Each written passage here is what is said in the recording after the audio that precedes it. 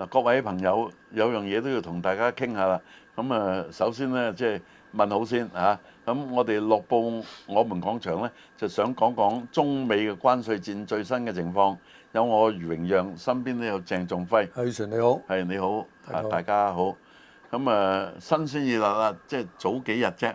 咁中國同美國呢，就談判咗關稅嘅情況。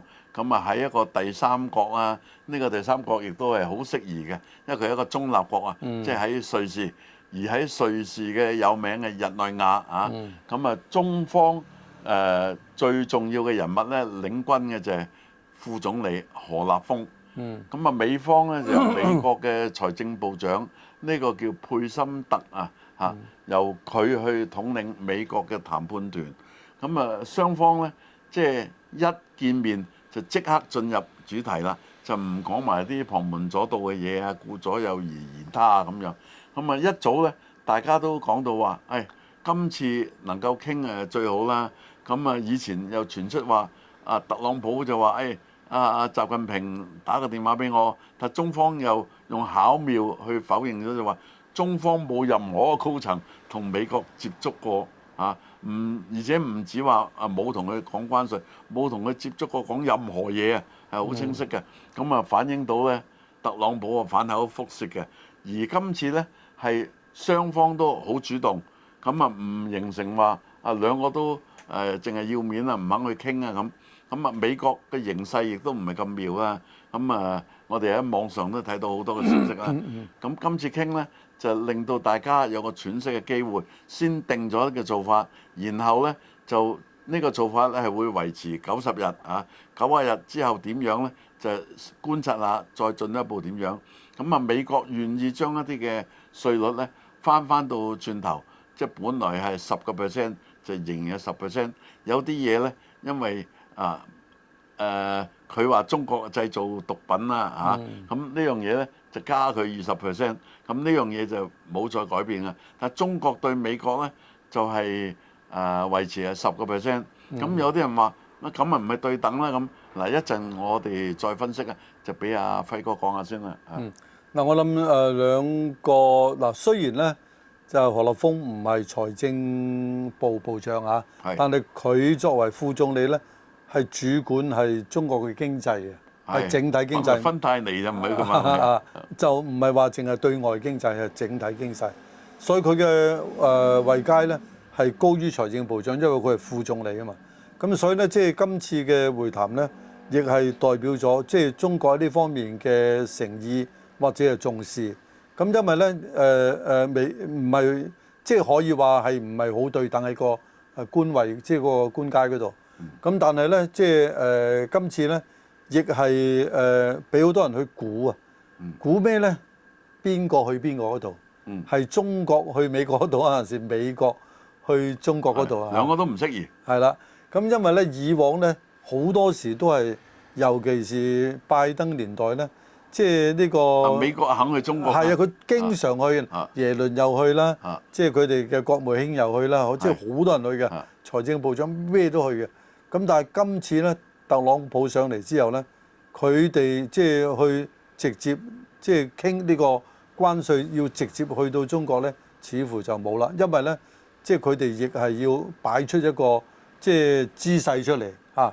我唔係一定要我去問，因為佢而家覺得咧，嗱當然呢個咧亦係可能係事實啦。嗱，我初頭估嚇，我估唔中我都講啊，因為我坦白啊嘛，我初頭估會喺新加坡度傾嘅，因為以往有啲嘢喺新加坡，包括即係馬英九同習近平見面都係新加坡啊，但係可能咧又傳出網上又講何晶啊講嗰啲乜嘢點樣咧，就影響咗。咁我覺得日內瓦都係適當嘅啊。其實我覺得咧喺日內瓦咧係比喺新加坡更加適合啊，因為呢個牽涉到呢個世貿組織啊。咁世貿組織係咪喺日內瓦就唔記得啦，還是係喺比利時？我都有估日內瓦，不過我估埋新加坡係其中嘅地方。咁咧就又係嗰個級別唔同，去到日內瓦，即係我覺得啦嚇，係國際化好多。咁咧就嗱，今次咧當然係雙方都係各取所需。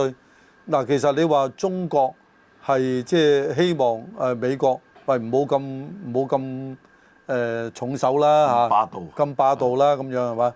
咁但係咧其實今次中國都係好強硬嘅，即係中國除咗話好多嘢唔出口去美國之外咧，仲有係加你嘅關稅啊嘛。據報道咧，雙方都唔係好有敵意，係呢樣最緊要。就唔同有一次你記得嘛？即係楊潔篪對住美方講就話中國不吃這一套。咁今次呢，大家都已經揸住咗個方案㗎啦，即係可能話最低限度都要退到邊度，我哋先制。退得多啲嘅話呢，就係我哋嘅勝利。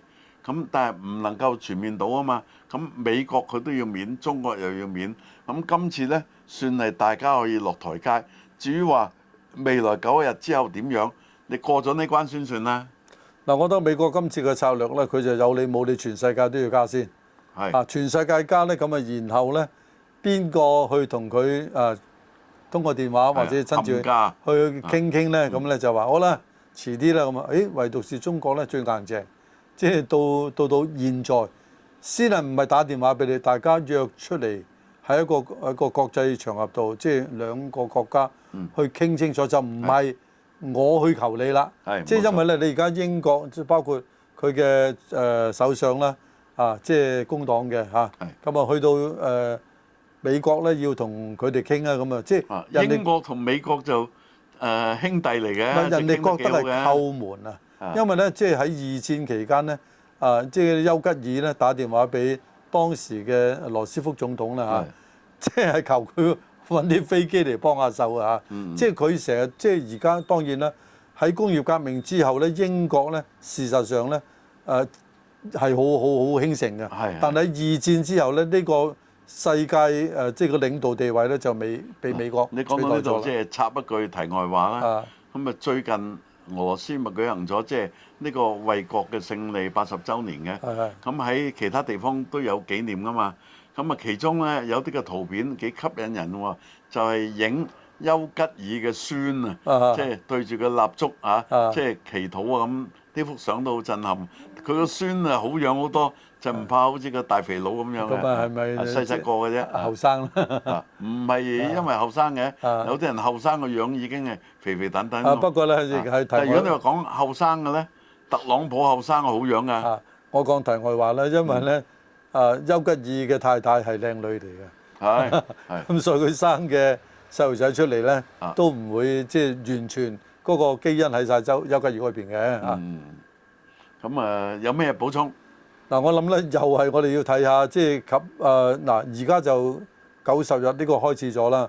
喺嗰個過程當中咧，仲會係有啲乜嘢中國係主動會去即係去做你嘅咧？咁我都有啲嘢想補充嘅，就喺內地有啲嘅真係補充，佢就話：咦，一邊就係稅率高啲嘅喎，即係美國嗰邊即係30啊嘛，中國嗰邊係10喎，咪唔對等。